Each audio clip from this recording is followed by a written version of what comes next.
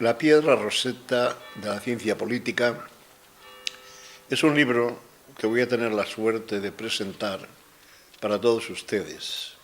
No es un libro cualquiera, no lo he escrito para deleite literario, ni siquiera para ejercitar la mente y para pensar en algo más. Es un llamamiento a la gente, en primer lugar a los católicos, para que despierten. Porque estamos dejando que la sinagoga de Satanás se adueñe del mundo sin la menor oposición. Porque está drogada, en estado comatoso y no se entera de nada. Yo creo que este es el mayor problema que tiene la sociedad moderna, que no piensa, que se limita a escuchar tópicos y a obrar en consecuencia. Por lo tanto, mis libros van más que nada dedicados a eso, a que la gente despierte y se dé cuenta de la importancia de plantar cara al enemigo.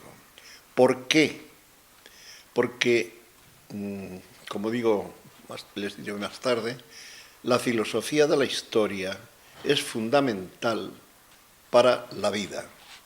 Y la filosofía de la historia se basa en la ley de la historia. La ley de la historia no la inventé yo. Lo único que he hecho ha sido promocionarla al máximo, siempre que puedo. La ley de la historia la inventó San Agustín. Bueno, no la inventó, la enunció primero San Agustín.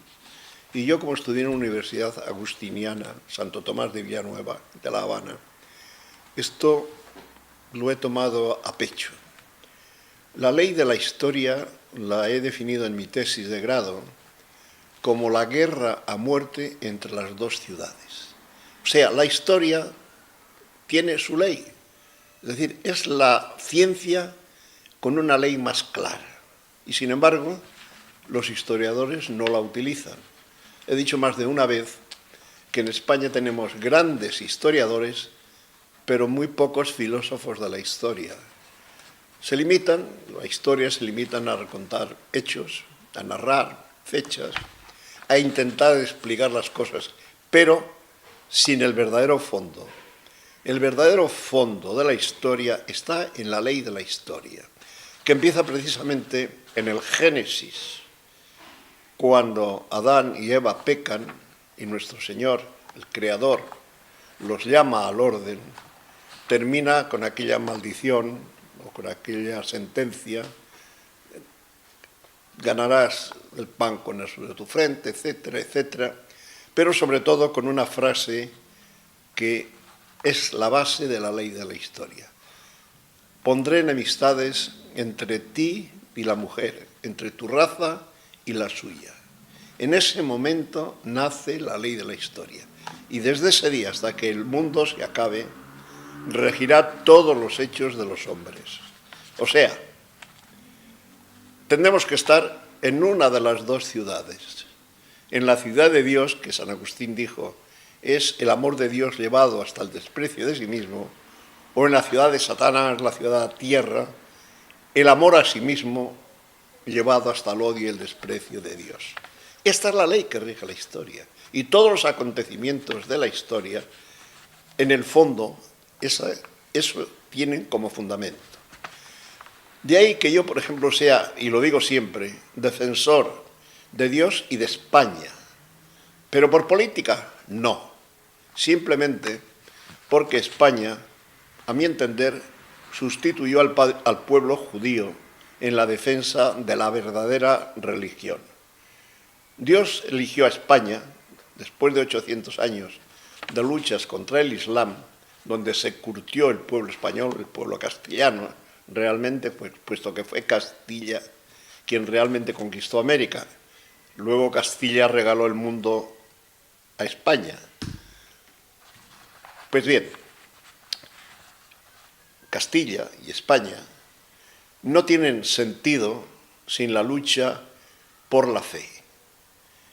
Entonces, si yo defiendo a España, la defiendo por una razón muy sencilla, porque en esta guerra de la sinagoga de Satanás contra Dios y contra la Iglesia, considera que antes de acabar con la Iglesia hay que acabar con España y todo lo que representa España, la hispanidad.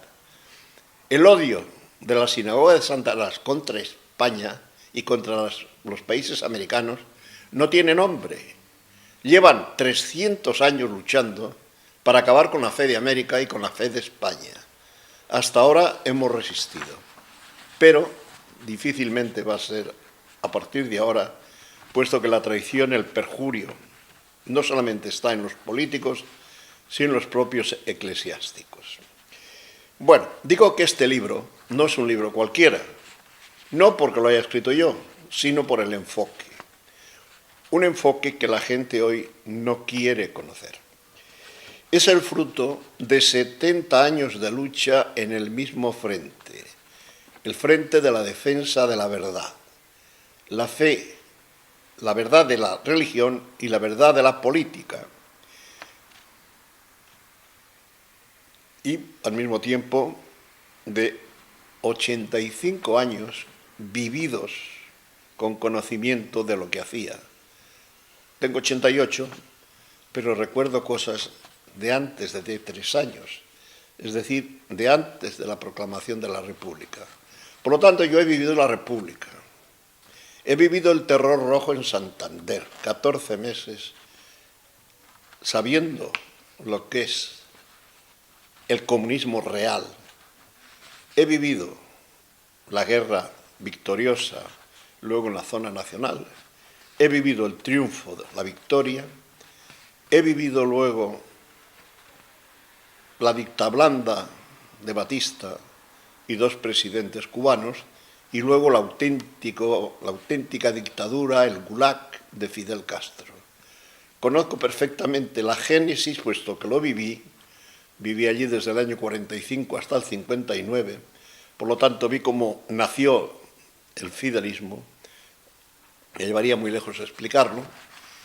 He vivido luego, cuando salí de Cuba, con lo opuesto, puesto que Fidel arruinó a todos los españoles que habían trabajado allí 60 años y se quedó con todo. Yo saqué 300, engañando, ¿no? $300 en el bolsillo, es todo lo que pude sacar yo de Cuba. Después he vivido el éxito del franquismo, la época de oro de España, donde vino la verdadera reconciliación, donde se habían olvidado todo el mundo ya de la guerra, y, como contaban el otro día en la televisión, el nieto de un comunista casado con la nieta de un falangista, y esa era la realidad. Las familias estaban ya todas mezcladas. Pero vino la transición, que ha sido la mayor traición y el mayor perjurio que se ha podido hacer. Una cosa que no tiene explicación si no leen este libro y si no conocen lo que yo explico. Es decir, no tiene explicación que sea la única nación del mundo en que los vencedores regalan la victoria a los vencidos y que 40 años después de la victoria vuelvan a mandar los mismos asesinos, los mismos separatistas, o sus hijos, o sus discípulos, que 80 años antes. Es decir, se da el caso único, y por eso España es diferente, de que ocurra esto. Pero esto ocurre precisamente por lo que yo explico en el libro, porque la sinagoga de Satanás en estos momentos controla todos los gobiernos, nombra todos los gobiernos desde las logias. En estos momentos vivimos la triste realidad de un cambio político. Ojalá me equivoque, pero yo ya tengo anunciado que vamos a vivir en España dentro de 2 años la tercera Cuba.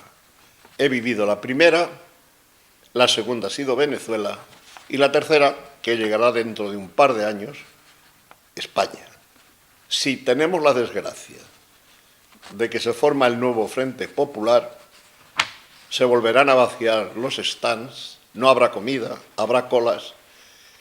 Fíjese si puede impresionar a un niño el terror rojo, que cuando el día 26 de agosto de 1937 nos liberaron, yo en la Alameda de Santander tenía la sensación de la ingravidez.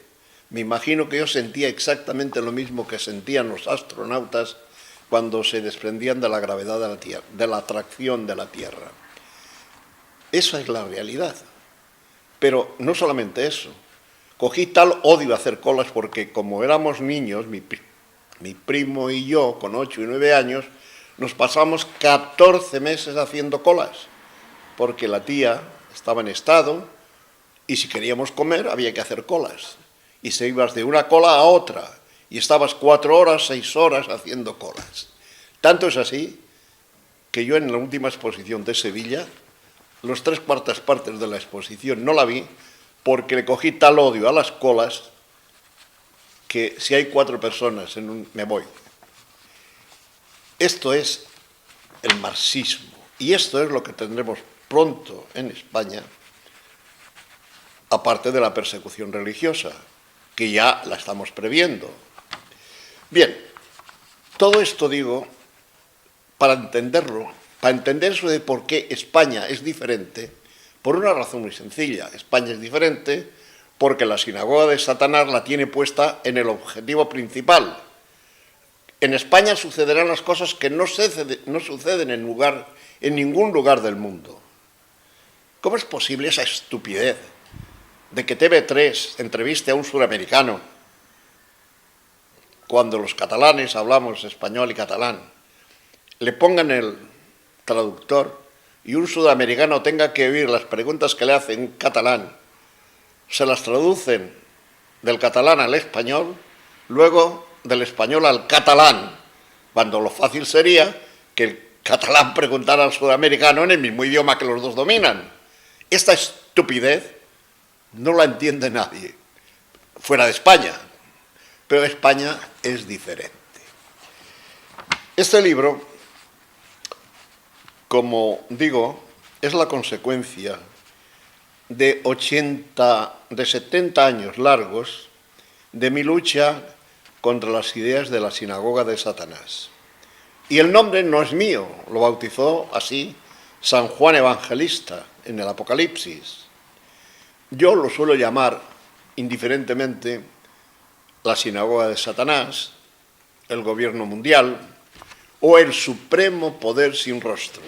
Me gusta este nombre porque retrata lo que es exactamente, es decir, gobiernan el mundo sin dar la cara. Nadie sabe quién da las órdenes, pero las órdenes se cumplen matemáticamente, automáticamente y al mismo tiempo en todos los rincones del mundo. Han impuesto el aborto en todos los rincones del mundo. Han impuesto la homosexualidad en todos los lugares del mundo. Van a imponer esto de géneros y no sé cuántas cosas que se inventan. Cada vez inventan un nombre que destruya un pilar de la sociedad occidental y cristiana. Bien, es un libro, repito, basado en la filosofía de la historia, cuya ley ya les he dado. Es un libro que hay que leerlo después de la advertencia que hago imitando a mi maestro, Monseñor Jouin, que en el protocolo de Sages de Sion, los protocolos de los sabios de Sion, en la primera página dice: nous ne sommes pas antisémites, no somos antisemitas. Nous luttons contre les juifs perverses qui cherchent à ruiner le royaume de Dieu. Ils ne sont pas nombreux, mais sont tout puissants. O sea, no luchamos contra los judíos, luchamos contra los judíos perversos que buscan arruinar el reino de Dios. Son pocos, son escasos en número, pero son todopoderosos, son omnipotentes. Es lo mismo que yo digo, yo no soy antisemita ni mucho menos, es más, tengo muchos amigos, bueno, muchos no, porque ahora aquí en España no los tengo, pero en Cuba tenía algunos, quizá cuenta alguna anécdota impresionante de uno de estos amigos, pero bueno, digo, no soy antisemita ni soy antijudío, pero evidentemente sí soy antisionista, es decir, soy anti ese grupito que en estos momentos es dueño de todas las riquezas del mundo prácticamente de todas las materias primas, de todas las minas, de toda la economía, es decir, absolutamente dueños de todo. Bien, yo empecé mi guerra, como os he dicho, a los 16 años, 7 meses y 7 días, o sea, el 1 de enero de 1945, el año en que se consumaría la derrota de Europa, socapa de derrotar al eje nazifascista Berlín-Roma, que ha sido el penúltimo gran triunfo de la sinagoga de Satanás. Ese año, 1945, empezó la destrucción de Europa a fondo. Al poco tiempo se obligaron a descolonizar todos los imperios europeos. Es más, estuvo a punto de estallar la guerra famosa de Suez, porque los americanos imponían la descolonización de unos países que no estaban preparados, etcétera, etcétera. Todo eso obedece a la misma ley, la ley de la guerra a muerte de la sinagoga de Satanás contra la obra de Cristo. Dicho esto, voy a hablar un poquito por encima del libro La piedra roseta de la ciencia política. ¿Por qué le llamo así la piedra roseta? Pues sencillamente por no llamarle la clave, porque me parece que es muy claro para gente inteligente entender que la piedra roseta, que fue lo que valió a Champollion para poder entender nosotros hoy el lenguaje jeroglífico y poder conocer la historia de Egipto, que fue ignorado durante siglos porque nadie sabía lo que querían decir los jeroglíficos, pero cuando Napoleón conquistó Egipto, apareció una piedra que se llama la piedra roseta por el color que tiene, medio rosáceo, y a base de 20 años de estudio, Champollion y un inglés consiguieron casi al mismo tiempo descifrar el idioma jeroglífico. Pues este libro le llamo la piedra roseta de la ciencia política porque la política no se entiende si no entienden ustedes este libro. Es decir, en este libro se da la fórmula para entender la política. Una de las cosas que más me animaron a escribirlo fue que yo estaba cansado de oír decir siempre no entiendo nada, no entiendo nada. Es la frase más conocida, no se entiende nada. Y yo les decía, pues yo lo entiendo todo. Y me decían, es que tú eres muy inteligente. No, no es que yo sea más inteligente, es que para entender las cosas hay que tener la clave que las descifra. Los alemanes en la guerra se estuvieron riendo de los americanos durante mucho tiempo en el Pacífico, suministrando sus submarinos de combustible sin que lograsen localizarlos nunca. Sin embargo, los submarinos y los barcos que llevaban el petróleo o el gasoil o lo que fuera para consumo del submarino se encontraban perfectamente. ¿En qué consistía el secreto? Pues tenían una clave, tenían unas tablas donde A450 quiere decir tal coordenada del meridiano con tal coordenada en el paralelo. Y cualquiera, simplemente con decirnos veremos en tal sitio, en esta clave, pues allí se encontraban perfectamente, porque todo el mundo que sepa navegar sabe encontrar los meridianos, grados, minutos y segundos. ¿Eran genios todos los que dirigían los submarinos alemanes y todos? No, sencillamente sabían leer. Pues yo les digo lo mismo. Yo no soy ningún genio, pero entiendo la historia porque esta es la clave. Es decir, la clave se llama esto, la piedra roseta de la ciencia política. Bien, ¿dónde está el secreto de esta clave? Pues en este librito que se llama Le Protocole des Sages de Sion. Además fueron escritos en francés y fueron, el protocolo quiere decir las actas del Consejo del año 1896, que cayeron en manos, nadie sabe cómo, y el que lo entregó conocía perfectamente el sistema judío, porque ha sido imposible, no dejó rastro y no han logrado saber ni quién ni cómo. Ha habido 200 versiones, pero nadie sabe cómo eso cayó en manos de los cristianos, que luego lo explotaron en Rusia, los zares y la policía rusa. Entonces, debido a esto, se han empeñado los sionistas en demostrar lo que dicen los franceses, que esto es un faux, o sea, una falsificación. Es decir, que esto se lo inventaron la policía secreta rusa para atacar a los judíos. Pues no. Es prácticamente imposible escribir este libro si no se tiene lo que yo explico.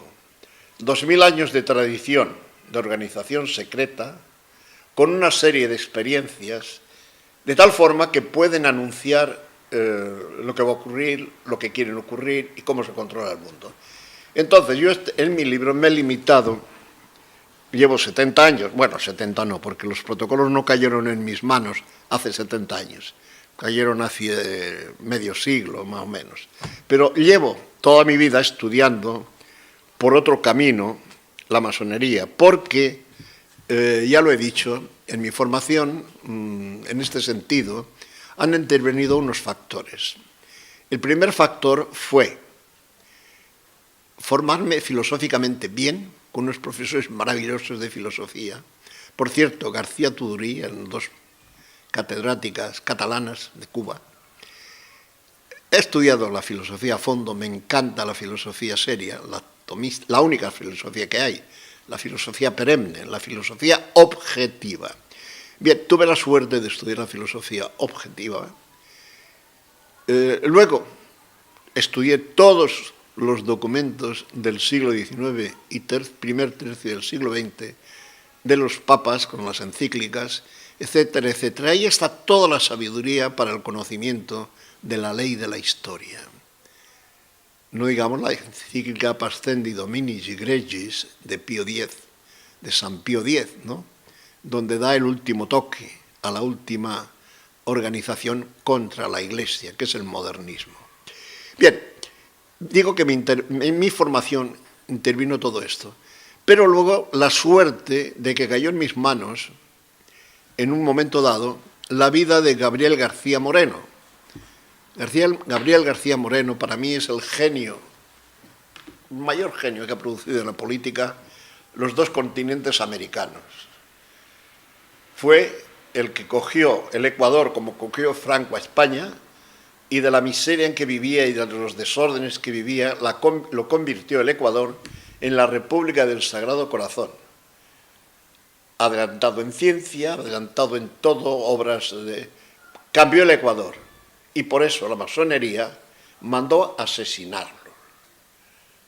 García Moreno es el mártir de la masonería y, desgraciadamente, en la Iglesia nadie se ha preocupado, bueno, sí se ha preocupado, yo precisamente hice la tesis de grado en la universidad sobre Gabriel García Moreno, y el que me facilitó toda la información sobre García Moreno fue el que llevaba, el jesuita Severo Gómez Jurado, que llevaba la causa de beatificación de García Moreno. Yo tengo todas las cartas de García Moreno, 6 tomos, que es una maravilla.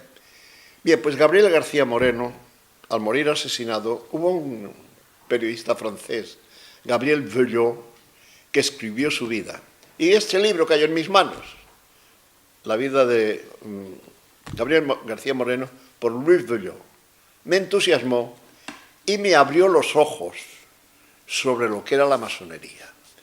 Voy a contar una anécdota. García Moreno, entonces no había ni cables de comunicación con América, ni por supuesto había móviles, ni radio, ni nada de eso. Estoy hablando del año 1875, el 6 de agosto lo asesinaron. Pues bien, en Europa, 2 meses antes de que lo asesinaran, ya habían dado la noticia de que había sido asesinado. ¿Ya cómo es esto posible? Pues sí, porque daban por seguro que habían ejecutado la orden en su momento. pero se atrasó la ejecución. Pero en Europa ya sabían que había muerto asesinado Gabriel García Moreno. Bien, este conocimiento de la vida de García Moreno, yo he estudiado todas sus cartas y toda su obra, y el odio con que los escritores masónicos tratan a García Moreno, me sirvió para valorar lo que significaba Gabriel García Moreno en la historia de la política mundial. Entonces, este libro ha nacido de todos estos antecedentes que les he dado.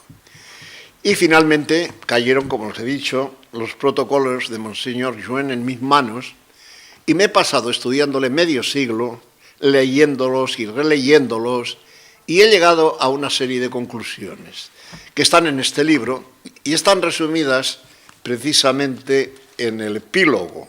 Es decir, yo cuando alguno me dice, tu libro, digo, mira, si lo empiezas leyendo al principio a lo mejor te aburres. Empieza a leer a partir de la página 100 y pico. Pero todavía si es más vago, léete el epílogo, porque en el epílogo yo resumo, digamos, la esencia del libro. ¿Cuál es la esencia de este libro? Pues después de leerlo, releerlo de arriba para abajo, de abajo para arriba, estudiar todo lo que dicen, que está en este libro resumido en 50 títulos muy interesantes, porque lo dicen todo por ejemplo, somos invencibles porque somos invisibles. O sea, ellos mismos ya reconocen que son invisibles y que son invencibles precisamente por eso.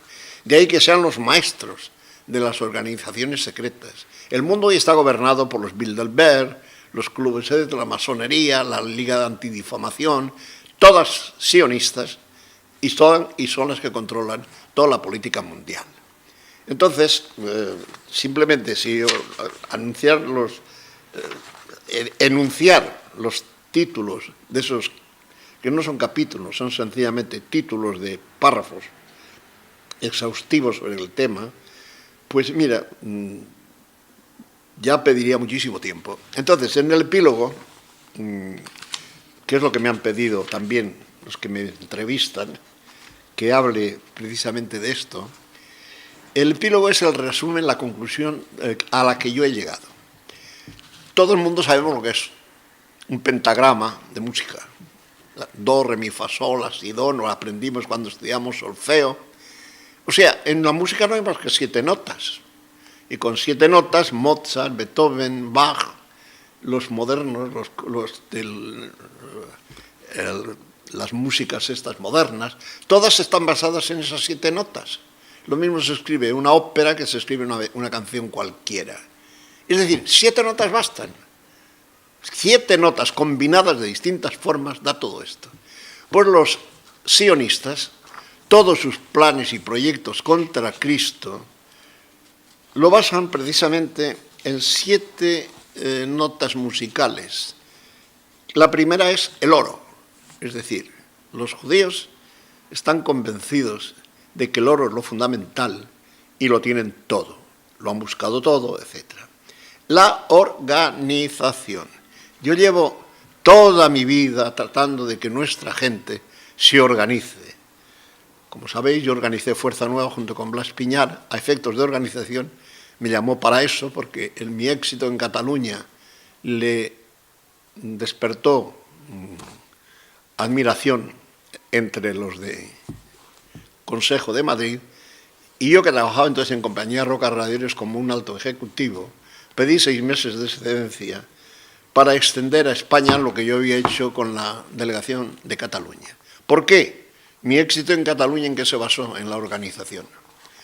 Es la que quise poner yo en Fuerza Nueva. Pero en Madrid finalmente dimití porque o no me supe explicar o no me entendieron bien y consideré que lo mejor era irme. ¿Por qué? Porque lo importante, Blas era un genio de la oratoria, se te ponían los pelos de punta cuando hablaba y llenaba las plazas, era una maravilla. Pero no supieron apoyarle con una organización perfecta, que es la que ha hecho Pablo Iglesias en España. O sea, lo que ha hecho Pablo Iglesias en España es lo que yo pedía. Él ha hecho círculos, yo llamaba peñas. Teníamos en aquel tiempo unos 60.000 afiliados, que yo corría a organizar en 10.000 peñas triadas de 3. O sea, 9 personas por peña. Pero en fin, todo eso no se hizo. Si hubiéramos hecho esto, hoy seguramente mandaría Fuerza Nueva en España. ¿Por qué? Porque la clave es la organización. Y nos dan lección en esto los sionistas. Es la segunda nota musical del plan sionista.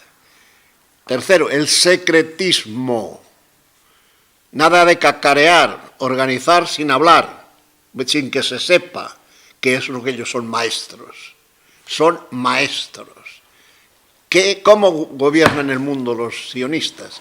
A base de la masonería, que es secreta, juramentada, a base de la B'nai B'rith, que es la masonería de las masonerías, donde solamente hay judíos, etcétera, etcétera. Es decir, el secretismo.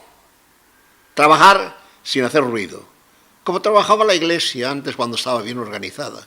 La Iglesia ha plantado cara al sionismo a lo largo de 2000 años porque tenía una perfecta organización.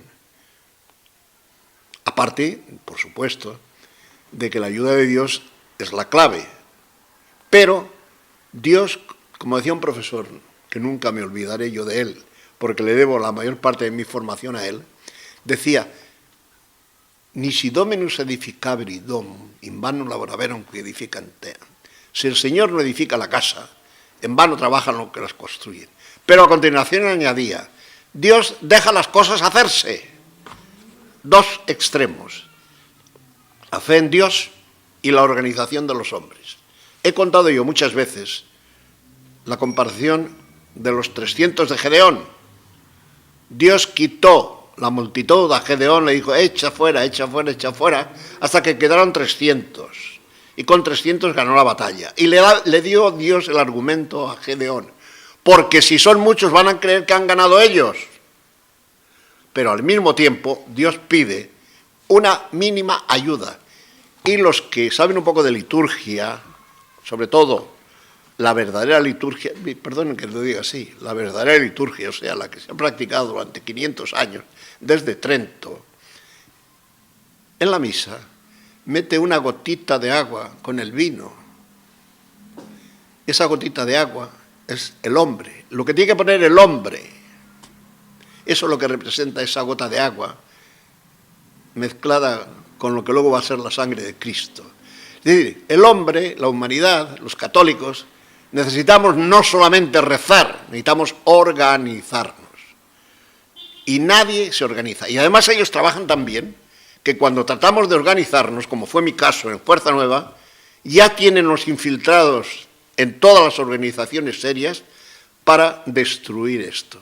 He contado muchas veces que el padre Tusquets, que fue uno de los grandes escritores contra la masonería en los años 30, lo invitaron a Cuba y yo asistí a esa conferencia porque era con 19 años, con 20 años, profesor de la normal catequística. Y como sabía un poquito, ya había leído un poquito de masonería, fui uno de los que le pedimos al padre Tusquets que nos hablara de la masonería. Él había ido como pedagogo para la normal catequista. Lo había invitado el rector, digamos, de la normal, y dijo: no, lo tengo prohibido. ¿Saben quién se lo había prohibido? Bueno, no explico toda la historia porque la tengo escrita. Lo encontré aquí cuando vine trabajando su sobrino en Compañía Roca. Pues se lo había prohibido los obispos. Bien, y entonces cuando yo le fui a ver y dije: es que yo quiero seguir esa guerra contra la masonería, me dijo: no pierdas tiempo. ¿Cómo que no pierda tiempo? ¿Eso me lo dice usted a mí, que ha sido gran luchador contra la masonería? Sí, pero cuando trabajaba yo contra la masonería, contamos con el apoyo de Roma y de los obispos. Y hoy te lo vas a encontrar en contra. Es más, te anuncio una cosa que luego se cumplió. En el Código Nuevo de Derecho Canónico quitarán la excomunión a los masones. Estaba bien enterado. Dije: bueno, yo voy a seguir luchando. Bien, todo esto lo digo para que sepan cómo funciona el secretismo, la organización. Segundo, la fuerza. Ellos tienen por principio esto. El derecho es la fuerza. Es decir, en Israel ya lo ven.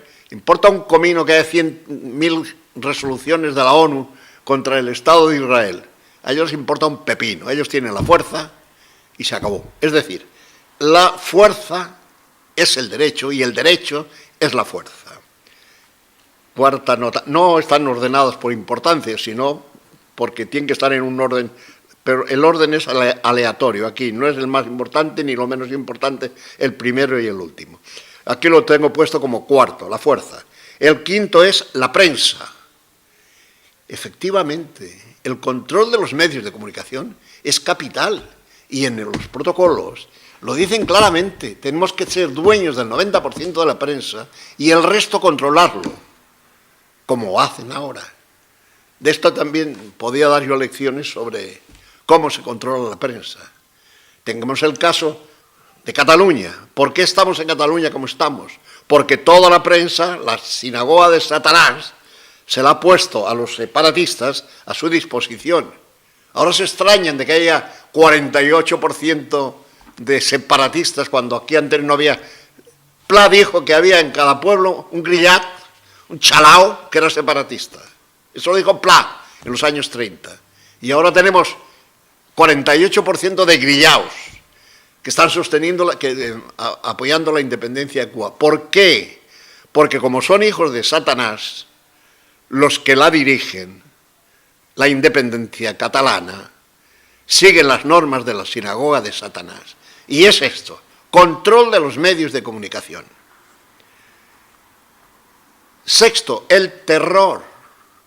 Ojo, que ellos declaran expresamente, el terror lo inventamos nosotros, el terror lo controlamos nosotros. Efectivamente, cuando necesitan, utilizan el terror. Y luego, yo creo que este es el último, pero creo que es el más importante, la estupidez de los goyim. Ellos consideran que los que no son judíos, literalmente se cansan de repetirlo, tienen inteligencia de bestias. O sea, con esta combinación de estos factores, ellos hacen sus proyectos y los llevan a la práctica y al éxito. Yo a continuación me tomo la pena de decir que si queremos hacerle contra a esto, tenemos que saber que la ciudad de Dios, la ciudad de Cristo, también tiene 7 notas sobre las que apoyar la lucha contra el sionismo o contra la sinagoga de Satanás o contra el poder supremo sin rostro. Primer punto, la pobreza. Frente a ellos que dicen que el oro y lo controlan todo y efectivamente Cristo predica la pobreza y la pobreza es un arma que tenemos los católicos bien administrada. Luego la jerarquía. Tú eres Pedro y sobre este Pedro y sobre esta piedra edificaré la iglesia. Y ahora, precisamente lo que se está haciendo en la iglesia es la destrucción de la jerarquía, hasta del propio Papa. Es decir, disminuir la fuerza de Pedro y que manden todos los obispos, que manden los consejos parroquiales, es decir, democratización de la iglesia. La democratización de la iglesia es la ruina de la iglesia y lo estamos comprobando. ¿Por qué? Porque Cristo creó una iglesia jerárquica, o sea, contraria precisamente a la nota sionista. Luego, frente al secretismo de ellos, la transparencia. La iglesia siempre ha sido transparente. Todas las doctrinas de la iglesia, como decía San Pablo, y como decía San Pedro, y como decían todos, nosotros hemos hablado, y el propio Cristo, que les dice en el juicio, yo he hablado en público, pregúntales qué es lo que he dicho. La verdad. La verdad es la mayor fuerza que tiene el catolicismo. Siempre digo que la verdad es un motor autopropulsado. Es decir, la verdad no puede quedarse quieta. La verdad se mueve sola, aunque tú no la muevas, si no la tienes atada. Por eso la verdad siempre se abre paso.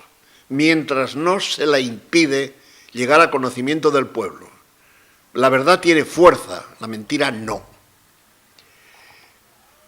Quinto, el apostolado, es decir, la Iglesia debe modernizarse. Los jóvenes huyen de la Iglesia porque no se pone al día, pero el apostolado tiene que ser un apostolado basado, como en aquel libro famoso, La herejía de la acción, o sea, ¿cómo decía? A ver si logro recordar el título del libro, de un superior benedictino francés, Cochard, creo que se llamaba, sobre la importancia de la oración y de la vida interior para el apostolado. Sexto, la caridad. Y séptimo, la fe. Es decir, contra las notas sionistas están las notas nuestras. Bien, creo haberles intentado dar una visión de lo que es este libro. Por eso decía que no es un libro cualquiera. Aquí no se busca ni literatura, ni se busca distraer. Se busca precisamente que abramos los ojos, que sepamos que tenemos el enemigo perfectamente organizado en contra y que necesitamos usar la cabeza. Y si leen este libro y dominan lo que aquí se dice, y leen los 50 títulos que hay aquí y procuran entenderlos, ustedes sabrán perfectamente lo que se vive encima cada vez que hay política. La política no tiene secretos si sabemos cómo se mueve la política.